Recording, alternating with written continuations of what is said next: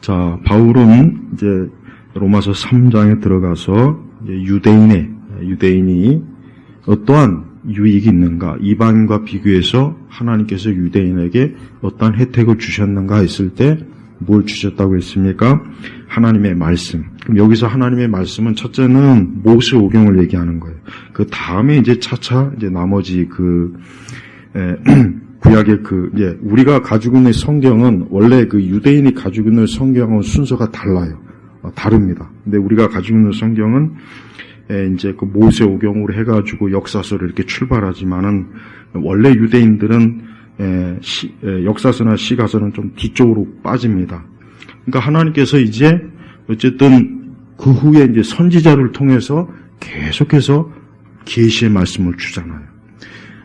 아무리 플라톤이나 소크라테스나 아리스토텔레스가 탁월한 어떤 철학을 주장했을지라도 하나님의 말씀은 아니에요.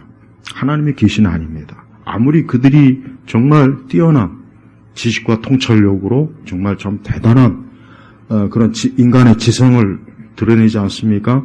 그러나 하나님의 말씀은 아니에요. 이게 중요한 거예요. 그러니까 그리스 민족이 비록 철학의 민족이고 뛰어난 참 지성을 가진 민족이긴 하지만 히브리 민족하고는 상대가 안 되는 거예요.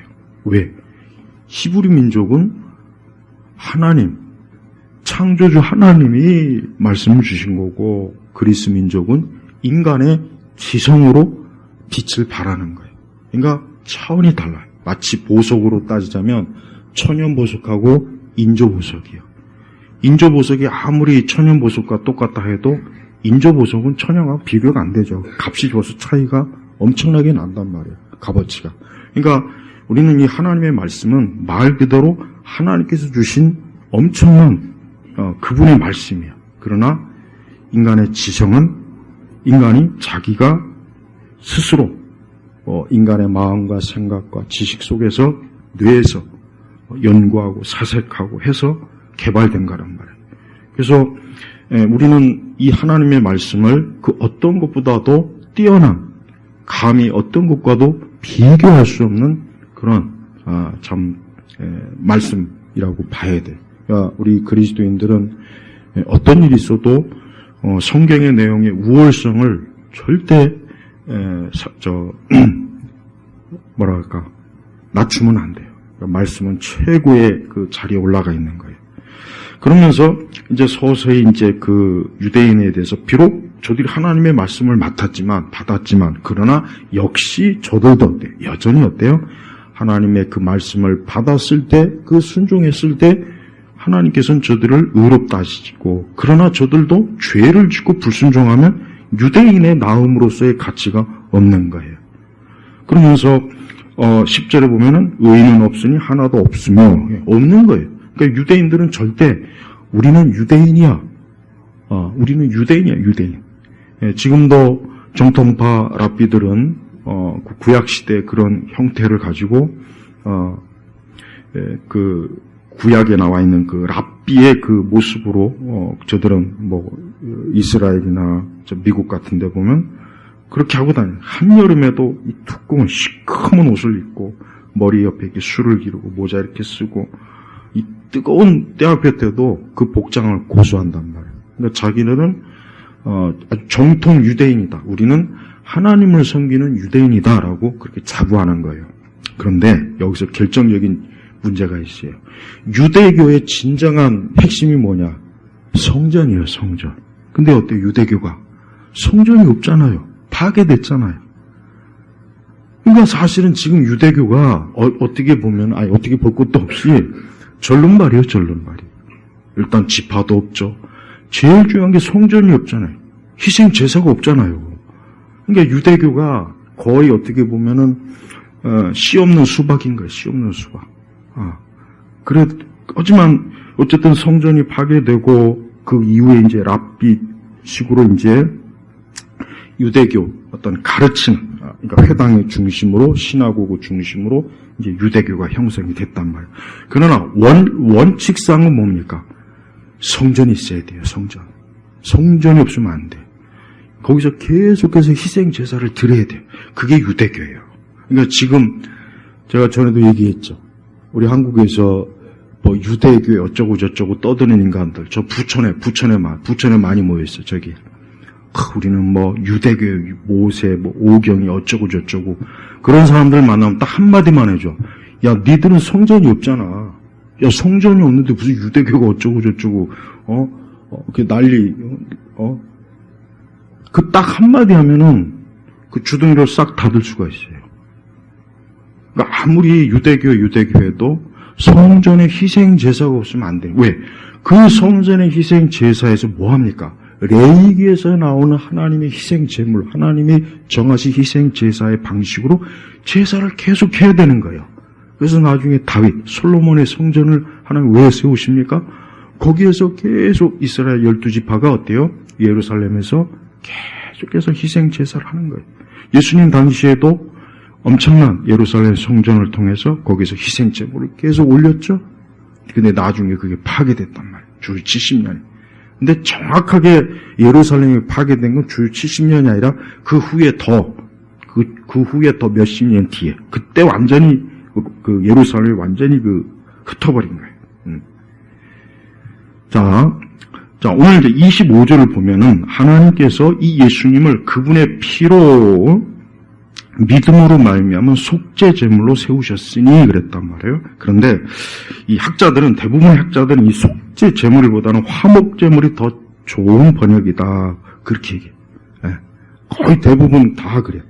물론 속죄 제물이 잘못된 건 아니지만 하나님과 우리 사이에 예수님의 그 중보사에게 그 희생 역할은 화목이라는 말을 쓰는 게 훨씬 더 더 적합하다. 이제 그렇게 얘기합니다. 그래서 이제 우리 성경도 이제 속죄 제물로 이렇게 번역이 됐지만 화목 제물로 이렇게 고쳐도 돼요. 거기다 이렇게 화목이라고 써도 돼요. 화목 말 그대로 하나님과 우리 사이에 예수님이 어때요? 화목 제물이 된 거예요. 제물. 그래서 그분 자신이 성전에서 자기 자신이 제물이 돼. 그러니까 이 십자가에서 그분이 돌아가신 자체가 뭡니까? 화목 제물로 드려진 거란 말이에요. 그래서 이는 하나님께서 오래 참으시며 이전에 지은 죄를 간과하시어 자신의 의를 나타내는 것이다. 자, 24절에 보면 굉장히 중요한 말씀이 나와요. 그리스도 예수님 안에 있는 구속으로 말미암아 하나님의 은혜로 값없이 의롭다 하심을 받았다. 의롭다 하심을 받았다. 26절에 예수님을 믿는 자들을 의롭다고 하는 분이심을 보여주려는 것이다 라고 했잖아요. 자, 근데 이게 우리말 성경에서는 이게 원어상은 하나님께서 우리를 의롭다고 하는 게 계속 진행형이야. 현재 진행형. 그러니까 우리를 2000년 전에 예수님께서 십자가에서 단번에 우리를 죄를 씻었어요. 자, 그런데 그게 계속 진행된다는 거예요. 계속. 그러니까 우리 성도들이 내가 이거 또 죄를 졌는데 어떻게 해야죠? 걱정할 게 없어요. 왜냐? 계속해서 나를 의롭다고 계속 하나님께서 의롭다고 나를 그 의로운 게 현재 진행형이야. 의롭다는 게 끊어지지가 않아요. 그러니까 성도는 하나님 앞에 회개하고 내가 또 이렇게 회개해도 되나? 야, 이거 참 뻔뻔스럽다. 야, 이거 하나님 앞에서 이거 낯짝이 있지. 야, 이거 참 창피하다, 부끄럽다. 그럴 필요 없어요. 왜? 하나님은 계속 나를 의롭다고 계속 여겨주는 거야. 계속. 그래서 이 원어 자체는 진행형이에요. 진행형. 계속 하나님이 너를 예수 그리스도로 말미암아 너를 오늘도 내일도 어제도 너는 의롭다. 그러니까 성도는 전적으로 하나님 앞에 계속해서 의로워지는 거예요. 어제도 오늘도 내일도 그 다음 날도. 그러니까 성도는 항상 의로운 거예요. 항상 의로운 거예요. 이게 중요한 거예요. 왜? 예수님의 십자가의 그 구속이라고 하는 것은 물론 예수님은 단번에 십자가에서 희생으로 돌아가셨어요. 그러나 어때요? 아니 2000년 전에 죽은 예수님이 내 죄를 씻었는데 그게 오늘 나하고 무슨 상관이냐? 상관이 있죠. 왜? 그 예수님의 십자가의 화목, 구속 행위는 지금도 진행형이라고 지금도 진행이 되고 있는 거예요. 그러니까 우리 성도들은 나의 죄로 인해서 멸망받을 일이 절대로 없어요. 또 우리의 구원이 취소될 일이 없는 이유가 뭐냐? 내가 계속해서 하나님이 나를 의롭다고 계속 여겨주시는 거예요. 오늘도 내일도 계속 그게 진행이에요. 진행이요. 그러니까 헬라어 자체가 하나님이 나를 계속 의롭다고 계속 여겨주시는구나. 그러니까 우리의 구원이 취소되지는 않는 거예요. 그래서 한 번 구원은 그래서 영원한 구원이에요. 왜 자꾸 한 번 구원을 그건 한 번 구원이 영원할 수 없다. 요즘은 그걸 많이 믿더라고요. 요즘은 교회들이 아주 이상하게 신학이 변질돼서 이상한 사람들이 너무 많아요. 절대 우리의 구원은 취소되지 않아요. 내가 오늘 이 시간 예수님 믿고 내가 하나님의 자녀가 되었어요. 내가 그분의 십자가로 내가 의로워졌어요. 그러나 나는 그것이 단번에 어느 한 시점으로 끝내는 것이 아니라 나는 오늘도 어제도 내일도 그 다음 날도 나는 계속 의로워지는 거예요. 왜? 예수님의 십자가의 그 하나님의 행위가 계속 진행되는 거란 말이에요. 자, 그런데 우리는 다시 한번 또 말씀을 좀 뒤로 가서 20절에 보면 그러므로 율법의 행위로는 그분 앞에서 의롭다 하심을 받을 육체가 없으니 율법으로는 죄를 깨달음이라. 자, 율법의 용도가 뭡니까? 율법은 우리를 구원할 수 없어요. 요거 분명히 알아야 돼요. 왜 율법주의가 왜 안 되냐? 신앙생활을 율법주의 하는 분들이 너무 많아요. 그러니까 율법주의에 한번 빠지면 헤어나기가 어려워요. 그래서 조금만 뭐 하면 이것 때문에 혹시 하나님이 나를 저주하나? 하나님이 나를 사랑하지 않나? 이것 때문에 하나님이 나에게 주실 복을 거두시는가? 그게 율법주의야. 그게 율법주의라고. 그러니까 근데 여기서 명확하게 뭐라 하죠? 율법의 용도가 뭐예요? 율법으로는 죄를 깨달을 뿐이다. 우리가 십계명 읽으면, 여러분이 십계명 읽으면 무슨 생각을 합니까? 자부심이 듭니까? 나는 이 10가지 계명을 매일매일 지키고 사네? 세상에 나 같은 사람이 이게 이 지구상에서 드문 것 같은데? 이런 자부심이 생기는 분이 있어요? 그건 진짜 정상이 아니에요. 그건 정상이 아니에요. 누구나 다 십계명을 딱 보는 순간 절망이에요. 진짜 그 양심에 제대로 된 각성이 있다면 내가 이걸 어떻게 지키냐. 내 마음속으로도 내가 십계명을 이걸 내가 이 10가지에서 9가지를 다 지켜도 한 가지 또 빼면 어때요? 율법 전체가 613가지란 말이에요. 그걸 어떻게 다 지키냐고요, 그거를. 그러니까 율법으로 신앙생활을 하면 안 되는 이유가 거기 있어요. 나는 교회들도 절대 신자들을 협박해서 교회 나오게 하면 안 돼요. 당신 교회 안 나오면 저주받아. 당신 신앙생활 그대로 하면 그게 율법주의라고, 율법주의. 우리나라 교회가 그게 엄청나게 강해요. 그러니까 사실 말로는 복음이라고 하지만 율법주의. 강압에 의해서. 교회는 강압에 의해서 나오면 안 돼요. 협박에 의해서 교회 나오면 안 되는 거예요. 오늘 주여 성수 안 하면 다 저주받을 줄 알아. 오늘 주여 성수 안 하는 사람은 하나님 기뻐하지 않아. 이게 좋은 말 같습니까? 이게 은혜롭습니까? 그건 잘못된 말이에요. 그러니까 성도들이 두려움을 가지고 교회 생활하면은 벌써 그 사람은 예수 그리스도에 대한 자유가 없는 거예요, 벌써. 그러니까 절대 우리가 교회를 다닌다, 신앙생활을 한다는 것은 자유예요. 그래서 갈라디아서 그리스도 안에서 자유란 말이에요. 그러니까 진정으로 예수님 믿는 사람은 내가 그리스도 안에서 자유라. 내가 자유를 얻었기 때문에 나는 이제 그분을 사랑하고 기뻐한 마음으로 교회를 나와야지. 교회 안 나오면 막 저주받아. 교회 안 나오면 막 그 협박성 그런 걸 절대 그걸 정상으로 여기면 안 되는 거예요. 그렇게 신앙생활 하는 사람은 그 사람은 복음이 없는 거예요. 안타깝지만. 그건 율법이죠.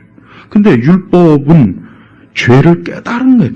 명확하게 율법의 용도가 나와야 돼요. 율법은 우리를 구원할 수가 없어요. 그걸 어떻게 다 지켜서 구원받습니까? 그럴 거 있으면 하나님이 예수님을 보내실 이유가 없죠. 근데 불가능하니까, 안 되니까 그 율법을 보내서 하나님의 율법을 통해서 하나님의 성품, 하나님이 이런 분이라는 것을 사람들한테 보여주는 거예요.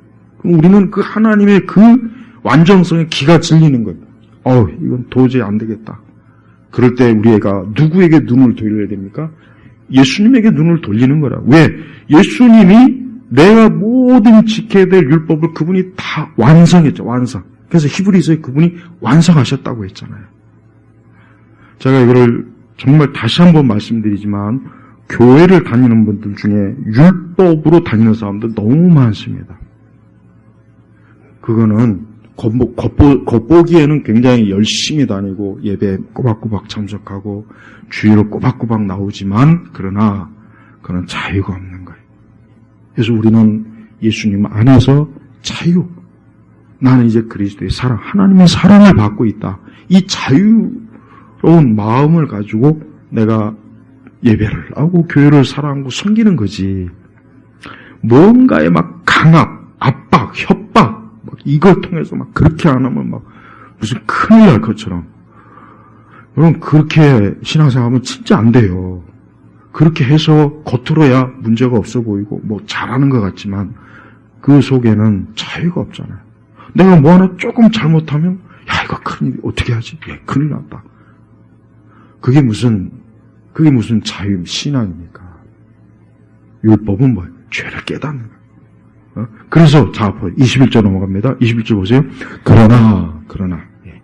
그러니까 전에는 율법의 행위로, 그러니까 특히 유대인들 자체가 율법의 행위로 나오려고 하는 그런 시도가 너무 많아. 근데 그러나 이제는 뭐예요? 율법과 상관없이 하나님의 의의가 나타났으니 그것은 율법과 선지자들에 의하여 증언을 받은 것이다. 자 보세요. 여기서 율법과 선지자들에서 증언을 받았다. 그러니까 구약 성경 전체가 사실은 뭐냐?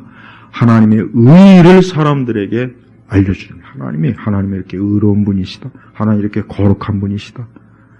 그러니까 사람들은 하나님에 대해서 알면 할수록 야 이분은 참 거룩하고 의로운 분이시구나. 야 이런 분을 내가 이런 분을 어떻게 그러면 섬기고 어떻게 믿고 어떻게 내가 이분 앞에서 내가 참 이분의 그 의로움 앞에서 내가 온전해질 수 있는가. 그래서 22절에 바로 나오죠. 뭐라 했습니까? 하나님의 의는 예수 그리스도를 믿는 믿음으로 인하여. 그러니까 하나님의 의가 뭡니까? 예수 그리스도예요. 예수 그리스도예요.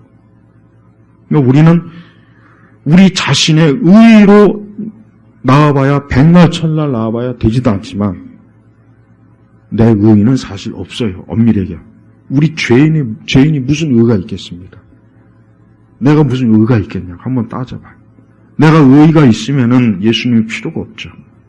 근데 내가 의의가 없는 거예요. 내가 아무리 내 안을 들여다봐도 나는 의는 고사하고 입만 벌리면 거짓말이고 숨 쉬는 것도 거짓말이고 머리카락 하나하나가 내 죄를 다 증언하는데 어떻게 살겠냐 이거. 그럴 때 뭡니까? 하나님의 예수님. 그래서 예수 그리스도를 어때요? 믿는 믿음으로. 천주교 신자들은 좀 잘 들어봐야 돼요. 마리아도 아니고 사제도 아니고 성인도 아니고 누구예요? 예수 그리스도를 믿는 믿음으로 인하여 모든 믿는 자에게 주어지는 것이니 거기는 차별이 없다. 그러니까 이제는 예수님을 믿음으로 어느 누구도 다 이제 하나님의 의에 다 이룰 수가 있게 됐어요. 우리 스스로 이룰 수 없는 의를 예수님이 이루어 주셨고 하나님은 그것을 우리의 것으로 딱 여겨준 거예요. 그래서 이제 더 이상 내게 문제를 찾을 수가 없게 됐어요. 왜? 하나님의 의가 되신 예수님이 이 그리스도로 인하여 내 자신이 어때요? 내 죄와 악이 그리스도로 인하여서 가려지고 나는 이제 오히려 어때요? 단지 용서받은 정도가 아니라 내가 하나님의 자녀가 된 정도로 내 신분이 어떻게 됐습니까? 크게 상승이 된 내 신분이 위로 확 올라버린 거예요. 그럼 이제 23절에 뭐라 했습니까? 모든 사람이 죄를 범하였으므로 하나님의 영광에 이르지 못하나. 여기 보세요. 모든 사람이 죄를 범하였으므로 모든 사람. 여기서 모든 사람은 진짜 문자 그대로 모든 사람이에요. 예외가 없어요. 세상 어느 누구도 하나님에게 죄를 짓지 않는 사람이 없고 하나님 앞에 의로운 사람, 그 사람 자체로 의로운 사람이 없는 거예요. 그러니까 하나님 앞에서는 내가 너보다 더 거룩해. 내가 너보다 더 나아. 그래서 우리 믿는 사람들은 다 사실은 하나님의 의가 있으면 그리스도를 믿음 우리 자체가 성인이에요. 천주교처럼 성인을 별도로 구분하고 그보다 낮은 평신도를 구분하고 봐요. 천주교는 하나님께서 정해놓지 않은 계급을 지들끼리 만들어갖고 층층이 만들어갖고 누구는 교황이고 누구는 추기하고 누구는 주교고 누구는 사제고 누구는 수녀고 이게 말이 됩니까? 근데 그런 그 종교에 여전히 빠져있는 사람들이 얼마나 많습니까? 우리 개신교도 마찬가지. 우리 개신교도 분명히 말씀드리지만 모든 사람이 죄를 범하였다 그랬어요. 모든 사람. 그러니까 하나님은 우리가 이렇게 모든 사람이 죄를 범했기 때문에 결국 모두가 다 뭡니까? 하나님의 영광에 이르지 못하니 하나님의 영광에 이르지 못한다는 것은 뭡니까? 하나님과 어울리지 못하는 거예요. 하나님은 거룩하시기 때문에 어때요? 우리는 하나님과 같이 있을 수가 없어요. 있을 수 없는 이유가 내가 죄인이기 때문에 죄인이기 때문에. 근데 하나님은 그리스도 예수님 안에 있는 구속으로 말미암아 하나님의 은혜로 값없이 의롭다 하심을 받았다. 하나님의 은혜로 뭐요? 값없이. 자, 여기 이게 중요해요. 값없이 의롭다 하심을 받았다. 그러니까 하나님은 우리를 거저 용서한 거예요. 그러니까 우리 편에서는 적어도 우리가 어떤 하나님의 은혜를 얻기 위해서 우리의 어떤 행위나 노력이나 공로나 이건 없어요. 이걸 또 무슨 거래를 통해서 내가 얻은 것도 아니에요. 전적으로 어땠습니까? 예수님을 통해서. 그리스도 안에 있는 하나님 구속. 그러니까 예수님께서 내 모든 값을 다 치러주는 거예요. 예수님이 대신. 그러나 예수님이 우리를 대신해서 값을 치를 만한 의무도 없어요. 책임도 사실은 없어요. 그냥 거저 우리를 용서하고 우리를 하나님의 자녀로 오히려 신분을 또 높여줬어요. 그래서 25절에 하나님께서 이 예수님을 그분의 피로 믿음으로 말미암아 아까 얘기했죠. 화목제물로 세우셨으니 이는 하나님께서 오래 참으시며 이전의 죄인들을 간과하시어 자신의 의의를 나타내시려는 것이다. 자, 하나님의 계획이 뭡니까? 하나님의 계획이 뭐겠어요? 창세기부터 하나님의 영원한 계획이 뭐겠어요? 바로 이거예요. 25절. 예수님의 피로, 그분의 피로, 예수님의 피로, 이제는 아담과 하와의 범죄를 처리해야 되겠구나. 아담과 하와가 범죄해서 죄의 사망 선고를 받았어요. 하나님께서는 저들을 그대로 두면 저들이 다 멸망해요. 그러니까 하나님은 어떤 계획을 세웠겠습니까? 저들을 건져내야 되겠구나. 그러나 그것을 어떻게 하느냐? 그것을 그럼 누가 하느냐? 이게 누가? 하나님 자신이 하는 거예요. 하나님 자신이 어때요? 우리의 죄를 씻는, 처리하는, 해결하는 화목제물, 스스로 화목제물이 되신 거예요. 그래서 기독교는 처음부터 끝까지 하나님이 다 이루신 거예요. 내게 이룰 게 없어요. 하지만 세상에 다른 많은 종교들을 보세요. 세상에 많은 종교들. 여러분 티베트 불교도 그렇고 이슬람도 보세요. 그 다음에 힌두교 보세요. 불교 보세요.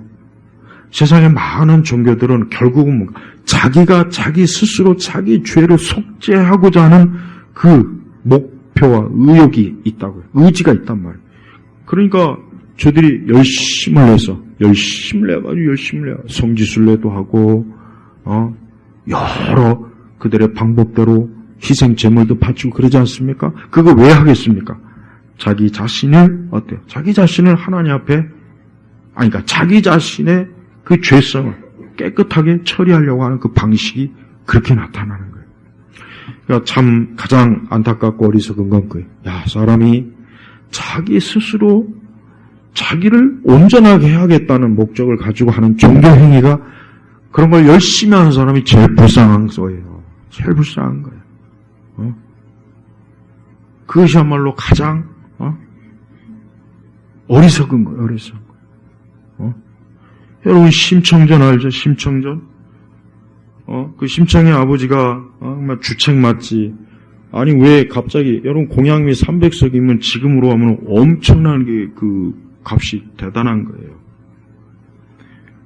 부처는 심청의 공양미 300석을 받아서 그 아버지의 눈을 뜨게 해줬어요. 그러니까 그 설정상 그렇다는 거예요. 진짜 부처가 눈 떠준 게 아니라. 근데 우리 예수님은 어때요? 예수님께서 소경을 눈뜨게 하고 죽은 자를 살렸을 때 쌀 한 마리라도 받았습니까? 쌀 한 마리라도 받았냐고요. 안 받았잖아요.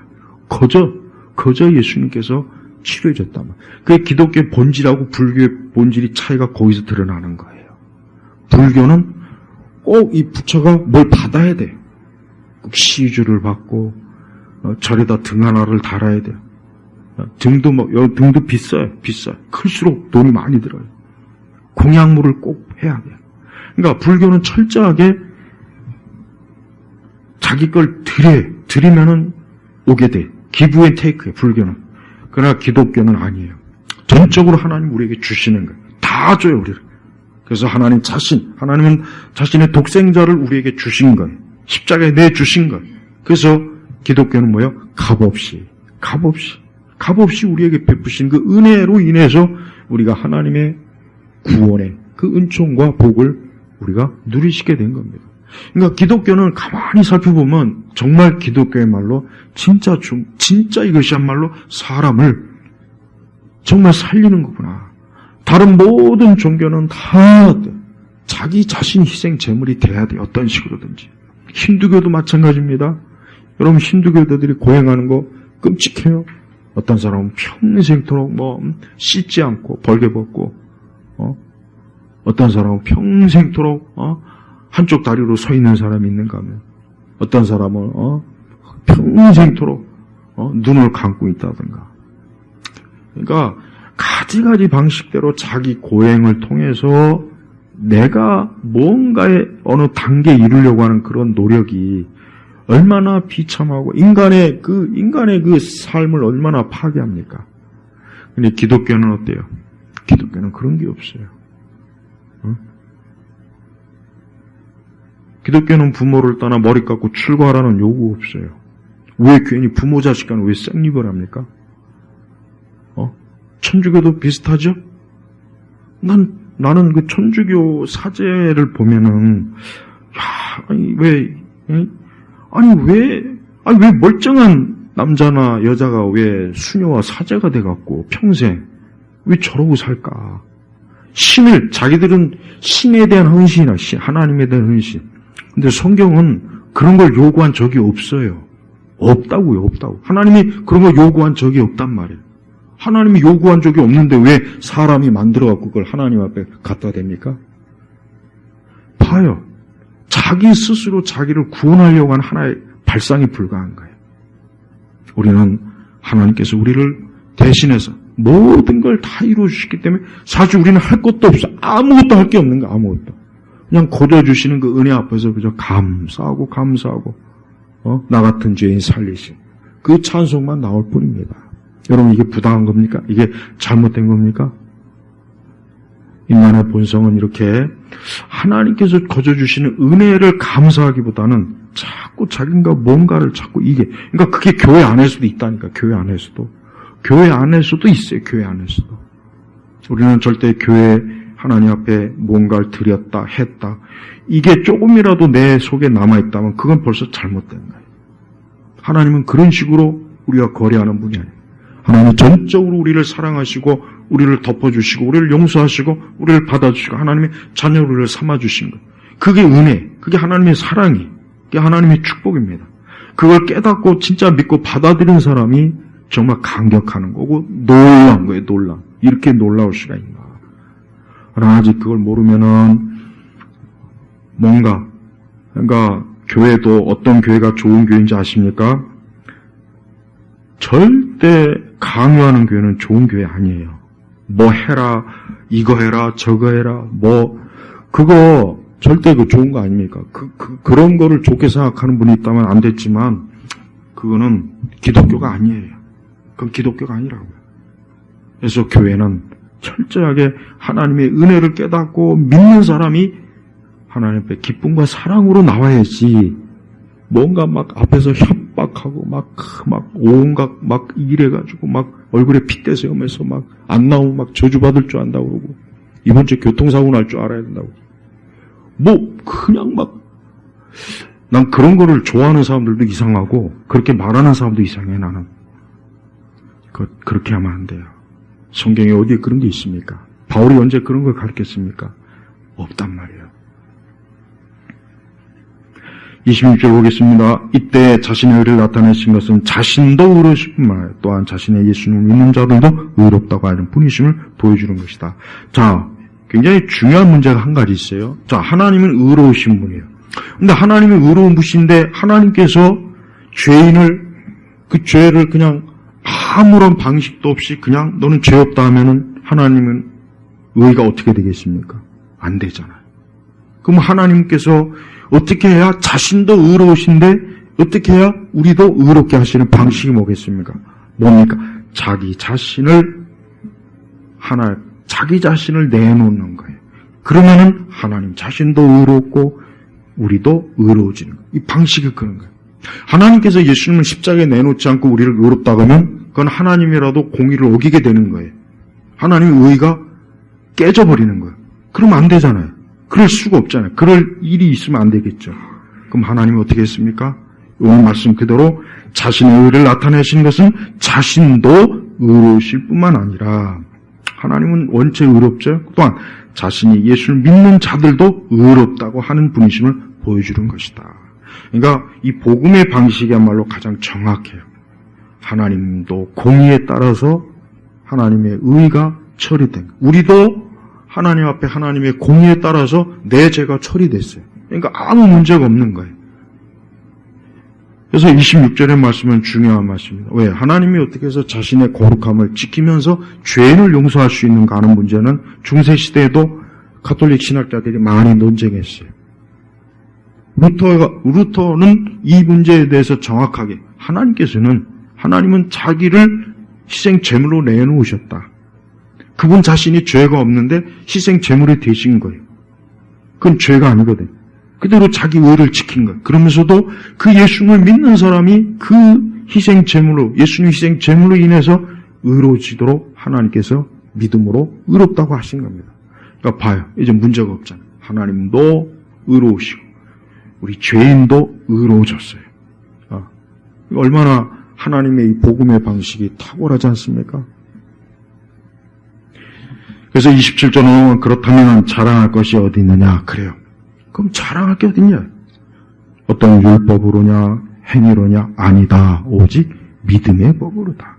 그러니까 인간은 자기가 하나님 앞에서 어떤 것을 가지고 내가 자랑할 만한 게 아무것도 없는 거예요. 특히 바울은 지금 누구에게 초점을 주냐? 유대인들에게 계속 초점을 주고. 왜? 유대인들 자체가 자기들은 선민이요, 율법이 있고 심지어 성전도 있고 우리처럼 이렇게 의로운 존재가 어딨냐. 그래서 예수님 당시에도 사마리아인을 막 멸시하고 막 이방인들을 천시하고 막 유대인들이 그랬잖아요. 그러니까 야, 네가 자랑할 게 뭐가 있냐. 하나님이 다 이루셨는데, 하나님 스스로가 다 이루셨는데 네가 자랑할 게 뭐가 있느냐. 뭐가 있느냐. 지금 반문한 거예요, 바울이. 예. 그래서 오직 믿음의 법으로 다 믿는 거예요. 이 시간 예수님 내가 믿는다. 그게 의가 되는 거예요. 자꾸 믿음을 또 이상하게 자꾸 생각하면 안 돼요. 믿을 때 앞에 눈앞에서 벌이 번쩍번쩍 선하게 보여야 믿는다는 생각 가진 분들 참 있더라고요. 어디서 또 주어들은 간증이 있으니까 자기도 그래야 된다고 생각하는 것 같아요. 그런 거 전혀 없어요. 믿음은 하나님께서 우리에게 주시는 거예요. 내가 지금 예수님을 믿는다. 그게 믿음이에요. 거기서 뭘 다른 걸 자꾸 추가하거나 덧붙이면 안 되는 거예요. 근데 인간은 이 믿음에조차도 자기 행위를 꼭 믿음조차도, 이 믿음에 있어조차도 자기 행위를 덧붙이려고 합니다. 믿음이 우리를 구원하는 게 아닙니다. 정확하게 더 얘기하면 믿음이 우리를 구원하는 것이, 누가 나를 구원하는 겁니까? 예수님이 나를 구원하는 거예요. 나는 그 예수님을 믿는 것뿐이에요. 그러니까 믿음도 나를 구원하는 게 아니야. 더 정확하게 얘기하면. 그러니까 잘 구분해야 돼요. 나를 구원하시는 것은 예수님이에요. 믿음은 내가 그분을 믿는 거예요. 그러니까 믿음 자체를 바라보지 말고 그 믿음의 대상에 누구를 봐야 되겠습니까? 우리 주 예수 그리스도를 바라보라는 거예요. 그래서 성도는 항상 예수님을 바라봐야 돼요. 자기 자신을 바라보면 안 돼요. 자기 믿음조차도 바라보면 안 돼요. 더더군다나 자기 어떤 선행이나 공로나 자기의 업적이나 노력이나 종교적 행위도 바라보면 안 되는 거예요. 그거는 자기를 구원할 수가 없어요. 나와 하나님 사이에 화목할 수 있는 게 안 된단 말이에요. 오직 그리스도. 그러니까 하나님께서는 그리스도를 십자가에 세워놓고 그분으로 인해서 우리가 의로워진 것을 하나님께서 공식적으로 인정하는 겁니다. 28절에 사람은 율법에 행위하는 상관없이 딱 나오잖아요. 율법에 행위하는 상관없이 믿음으로 의롭다 하심을 받는다고 우리는 인정한다. 하나님께서는 유대인의 하나님이시냐 또한 이방인의 하나님이 아니시냐 진정으로 이방인의 하나님도 되신다. 그러니까 하나님은 더 이상 유대인만의 전유물이 아니다. 너희가 하나님이 섭리라고 해서 하나님이 너희에게만 하나님이 아니다 이거예요. 요즘 금요일날 사도행전 강의하죠. 자 보세요. 바울이나 그 당시 초대교회는 여전히 그렇게 예수님께서 복음을 그렇게 많이 3년 동안 가르치면도 불구하고 바울이나 그 예루살렘의 지도자들은 여전히 유대주의에 대한 의식이 강해요. 그러니까 바울이 유대인, 이방인의 집에 가서 같이 뭐 갖고 트집 잡습니까? 이방인하고 같이 음식 먹고 트집 잡잖아요. 음식 먹은 거 갖고 트집 잡는다고요. 아니, 같이 이방인하고 피자를 먹으면 어떻고 커피를 마시면 어때? 그게 뭐 문제가 있냐고. 근데 유대인들은 그게 문제로 생각해요. 왜? 우리같이 정결한 유대인이 어떻게 저런 개만도 못한, 이쪽이 개라는 게 아니에요. 또 괜히 오해하지 마세요. 어떻게 저런 개들하고 같이 겸상을 하냐. 개 키우는 사람들 개하고 같이 밥 먹는 사람은 꽤 많던데, 참 그거 진짜. 나는 목회자이지만 개털 날리고 고양이 털 날리는 집은 신방하고 싶지가 않아요. 솔직한 지저분하잖아요. 뭐 우리 교회는 뭐 그런 거 없으니까. 유대인들은 이방인하고 같이 먹는 것 자체가 자기들이 엄청나게 부정하게 부정 탔구나. 그러니까 아예 생각도 안 해요. 그러니까 유대인의 선민의식이 얼마나 강합니까? 먹는 것까지도 그럴 정도. 그것도 베드로한테. 하나님이 다 깨트려 버리잖아. 다. 이젠 그런 거 필요 없다. 이젠 그런 걸 자랑할 게 아니다. 하나님은 로마 사람이 하나님이기도 하고 일본 사람이 하나님이기도 하고 난 일본 사람이 하나님인 건 참 신기해요. 일본 사람들은 참 그 신앙이 섬세해요. 하여튼 이 신앙도 이 민족성에 따라 우리나라 기독교는 덜렁덜렁해요. 덜렁덜렁. 신학도 엉성하고 근데 일본 사람도 섬세합니다. 섬세. 신학도 보면 일본 사람이 쓴 신학책은 굉장히 섬세해요. 그러니까 봐, 일본은 세계적인 신학자가 있고 세계적인 기독교 소설가가 있잖아요. 근데 우리나라는 어때? 없어요. 없다고. 없어 우리는. 세계에 내놓을 만한 뭐 신학자가 있습니까? 뭐 기독교 소설가가 있습니까? 없잖아요. 근데 일본은 있다고. 일본은. 기독교가 섬세하니까 하나님의 말씀을 깊이 파고드는 거예요. 근데 우리는 어때? 우리나라 대충 그냥 덜렁덜렁해요. 그러니까 벌써 이 민족 정서가 벌써 갈라져요. 벌써. 그러니까 우리는 막 춤추고 노래하고 방방 뛰는 걸 좋아하죠. 기독교. 근데 일본은 안 그래요. 근데 일본도 순복음이 들어가가지고 아주 나쁜 버릇을 들여버렸어요. 원래 그러면 안 되는데. 근데 원래 기독교는 안 그래요. 일본 기독교는 차분해요. 조용합니다. 굉장히 우리나라 사람들이 일본 교회 가서 아마 신앙생활 막 답답할 거야. 아마 막 굉장히 막. 나는 우리나라 민족성 이 신앙 방식이 이거는 좀 아니다 싶어요. 훨씬 더 우리가 하나님 말씀으로 더 깊이 들어가야지. 그냥 춤추고 노래하고 방방 뛰고 미쳐서 뒤로 날뛰고. 난 정말 그거 보고서 막 그냥 구역질이 납니다. 구역질이. 자, 30절 보겠습니다. 할례자를 믿음으로 말미암아 또한 무할례자를 믿음으로 말미암아. 여기 할례자와 무할례자가 뭡니까? 이방인과 유대인이란 얘기예요. 유대인은 할례를 하잖아요. 그 다음에 이방인은 할례를 하지 않잖아요. 그러면서 뭐예요? 믿음으로 말미암아. 그러니까 믿음을 통하여. 나는 말미암아보다는 통하여라고 번역하면 훨씬 더 좋겠어요. 내가 아까 그랬죠. 믿음이 우리를 구원하는 게 아니에요. 믿음을 통해서 내가 예수님께 구원받는 거죠. 그러니까 그렇게 이해하려면 말미암아보다는 믿음을 통하여. 요게 훨씬 더 내가 믿음이라고 하는 걸 통해서 예수님이 나를 구원하시는구나 하고 더 쉽게 이해할 수 있을 텐데, 의롭다 하시는 하나님은 누구요? 하나님 한 분이시다. 하나님이 의롭다 하시는 거예요. 하나님이 의롭다 하시는데 누가 감히 하나님 앞에서 뭐 어쩌니 저쩌니 누가 따질 수가 있어요? 못 따져요. 감히 하나님이. 그러니까 베드로도 하나님이 너 가라. 그 집 가라. 그러니까 꼼짝없이 갔잖아요. 베드로도 하나님이 하라고 하시니까 했잖아요. 봐요. 하나님이 의롭다 하시는데 누가 감히 하나님 앞에서 뭐 이러니 저러니 함부로 입을 놀리겠습니까? 못하는 거예요. 할 수도 없는 거예요.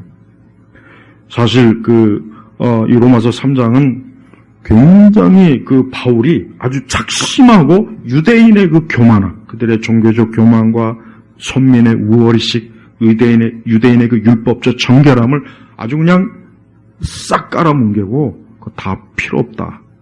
예수 그리스도께서 우리를 구원하신 거다. 믿음을 통하여 우리를 구원하신 거다. 잔말하지 말아라. 하나님이 그렇게 하신다는데 너희가 뭔데 함부로 그렇게 얘기하느냐 하고 굉장히 아주 엄하게 지금 얘기하는 거예요. 엄하게.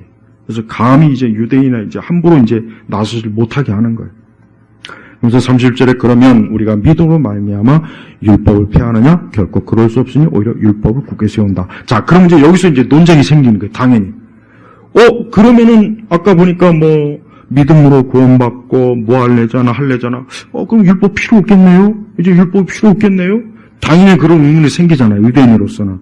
근데 오히려 율법을 굳게 세운다 하고 이제 4장으로 넘어가면 그 이유를 설명하는 거예요. 우리가 이제 3장에서 보면 알겠지만은 바울은 유대인이건 이방인이건 의인은 없다. 모두가 죄인이다. 모두. 여러분, 이 땅에 있는 사람들은 다 죄인이에요. 죄인 아닌 사람이 있습니까? 근데도 어때요? 이 땅은 너는 죄인이고 나는 의로워. 이게 얼마나 강한지 아십니까? 이게 유대인의 선민의식보다 강한 것 같아요. 내가 볼 때. 너는 죄인이야. 나는 의로워. 나는 깨끗해. 너는 죄인이야. 이게 엄청나게 강해. 엄청나게. 일반적으로 상당히 강하다고. 하나님 앞에서 그게 합당한 겁니까? 아니에요. 우리 그리스도인들은 우리가 다 죄인이다. 우리가 다 죄인이라는 걸 알아야 돼요. 내가 죄인이구나. 내가 죄인이기 때문에 하나님께 내가 은혜를 입고 내가 하나님으로 이렇게 그 은혜로 내가 값없이 거저 내가 이렇게 받아들여 주는구나.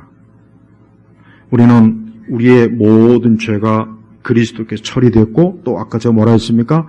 계속 진행 중이야. 계속. 그러니까 어제도 이 죄 졌는데 이거 또 오늘 이거 참 이거 회개기도 못하겠다. 아니에요. 오늘도 또 의로워지는. 내일도 또 나를 또 하나님 계속 의로워지게. 마치 어때요? 강물이 계속 흐르듯이 하나님의 의의 강물은 계속 흐르는 거예요. 멈춤이 없어요. 주님 오시는 그날까지 죄인을 위한 하나님의 의는 계속 흐러요. 계속. 그래서 우리는 그 안에서 하나님의 의로워짐을 받고서 계속 내가 어제도 나는 의로워졌고 오늘도 의로워졌고 내일도 나는 의로워질 거야. 왜? 하나님께서 나를 계속 의롭다고 여겨주시니까. 계속 진행 중이라고. 진행. 멈추는 게 아니에요. 멈추는 거. 많은 그리스도인들이 복음의 자유를 누리질 못해요.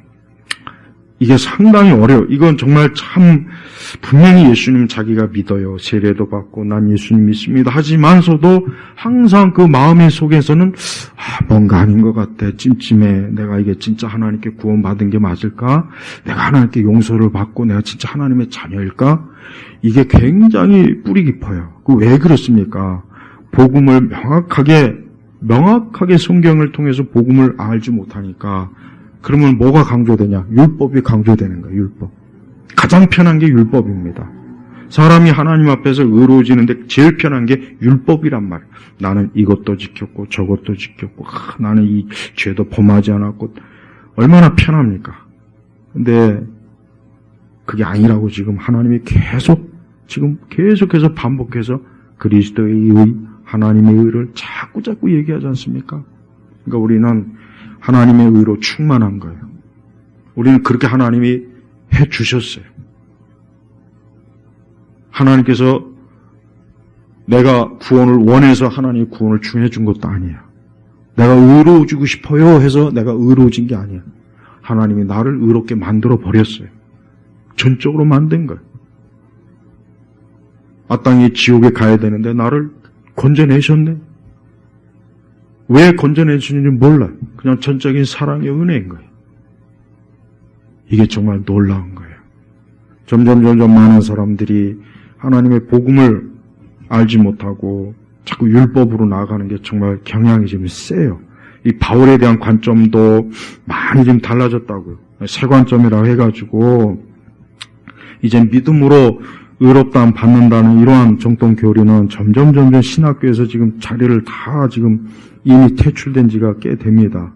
이제 이게 머지않아 이제 교회 강단까지 멀잖아. 지금도 오고 와 있고 일부 교회들은. 우리는 그 어떤 것으로도 감히 이 복음을 왜곡하면 안 됩니다. 다른 복음을 전하면 저주받는다고 했어요. 우리는 전적으로 그리스도의 의로 구원받는 것. 인간은 죄인이기 때문에 율법이든지 행위든지 공로든지 뭐든지 그것을 가지고 하나님 앞에 나온다면 누구도 하나님은 그를 받아주질 않아요. 오직 그리스도로 나와야 돼요. 내 도덕이나 윤리가 아니에요. 그 어떤 것도 하나님 앞에 나와봐야 그건 하나님 앞에서 다 넉마 쪼가리. 서럽고 지저분한 거야. 근데 그런 걸 가지고 하나님 앞에 나온다? 그게 하나님께 받아들여지겠습니까? 여기 어디에 그런 말씀이 있어요? 그러니까 왜 자꾸 로마서의 말씀을 왜 그렇게 자꾸 바꿀까요? 그것은 복음, 다른 복음으로 바꾸고자 하는 거야. 다른 복음. 루터가 틀렸다. 칼빈이 틀렸다. 아니요. 그들은 여전히 성경의 진리를 제대로 말한 거야. 가르친 거라고. 그러니까 우리는 절대 거기서 벗어나면 안 됩니다. 아직 젊은 신학생들이나 목회자들 자꾸 어디 가서 이상한 거 세미나 듣고 책 보고 자꾸 어디서 그런 거 자꾸 두어들어갖고 강단에서 설교하던데 신학을 다시 배워야 돼. 루터에게서 배우고 칼빈에게서 다시 배워야 된다. 자꾸 새로운 걸 찾지 마요. 이미 더 이상 성경은 새로울 게 없어요. 계시록 외에는. 이미 구원에 얘기하는 진리는 명확해. 우리는 죄인이. 나는 주님 앞에서 그저 그 죄인으로서 하나님이 날 받아줬기 때문에 내가 그저 감사한 거예요. 우리 주님이 나를 받아주지 않았으면 나는 멸망하는 거예요. 절대 율법주의 신앙이나 율법으로 나오지 마세요. 행위로 나오지 마세요. 내 느낌도 필요 없어요. 오직 그분이 오직 대속자 대신 화목제물 대신 예수님이 나의 의가 되시니까 난 이 다음에 하나님 앞에서 당당히 나는 설 수 있을 거야. 나는 하나님 앞에 당당히 서요. 자신 있게 서는 거예요. 쭈삣쭈삣한 게 아니에요. 내가 왜 하나님 앞에 당당히 설 수 있느냐? 하나님의 아들 독생자가 나의 의가 되셨는데 하나님이 당연히 나를 의롭다 여겨주시죠. 그렇지 않겠습니까? 그러니까 제발 우리 성도들, 우리 예일교회 성도들 혹이나 조금이라도 율법주의가 자꾸 튀어오르거나 자꾸 남아있으면 제발 싹 버리세요. 그런 걸 버리시라고요. 누가 여러분한테 교회 안 나오고 예배 안 나온다고 해서 저주할 사람은 없어요. 그게 문제가 아니에요. 내가 하나님을 사랑하는가 사랑하지 않는가가 문제지. 왜 어떤 강요나 협박이나 강압에 의해서 신앙생활하고 교회가 유지된다면 그것은 그리스도의 몸된 교회가 아니라는 거예요. 우리 성도들은 주님을 많이 사랑하기 때문에 교회에 나와야 돼요. 주님을 많이 사랑하기 때문에 예배 드려야 되고 기도돼야 되고 교회에 나와서 주를 위해서 살아야 되는 거예요. 모든 일에 그러야 되는 거예요. 이게 바로 복음을 아는 사람이에요. 우리가 복음을 제대로 안다면 알수록 그냥 하나님만 보이고 나는 보이질 않게 돼요. 그러나 복음을 여전히 아직 잘 깨닫지 못하면 나는 크게 보이고 하나님은 작게 보여요. 그러면 내가 자꾸 나서게 되는 거예요. 그러니까 오직 그리스도에 대한 사랑으로 하나님의 의를 보시고 그 의를 받아들이시면서 내가 사는 것, 이게 우리가 하나님께서 주신 큰 복입니다. 전 우리 성도들이 이 시간 모두가 다 나는 하나님의 그 의, 예수 그리스도를 믿습니다. 난 이제 그분 안에서 용서를 받았고 난 하나님의 자녀입니다. 이제 더 이상 어느 누구도 나를 정죄하지 않습니다. 나는 어제나 오늘 내일이나 계속 하나님의 의로 나는 날마다 새로워지고 의로워집니다 하는 그 믿음을 가지고 살아가시기 바랍니다. 기도하겠습니다. 하나님 아버지 감사합니다. 오늘 우리 교우들이 이 주일날 오후 예배에 로마서의 말씀을 듣습니다. 주여, 우리 온 성도들이 이 시간 이 말씀을 들으면서 참으로 우리 주 예수 그리스도가 나의 의가 되시는구나 하는 이것을 믿게 하시고 그 믿음의 뿌리를 내리게 하시고 그리고 흔들리지 않게 하시고 언제나 영원토록 주님 사랑하는 그러한 우리 성도들, 주의 자녀가 되게 하시옵소서. 예수 그리스도의 이름으로 기도 올렸습니다. 아멘.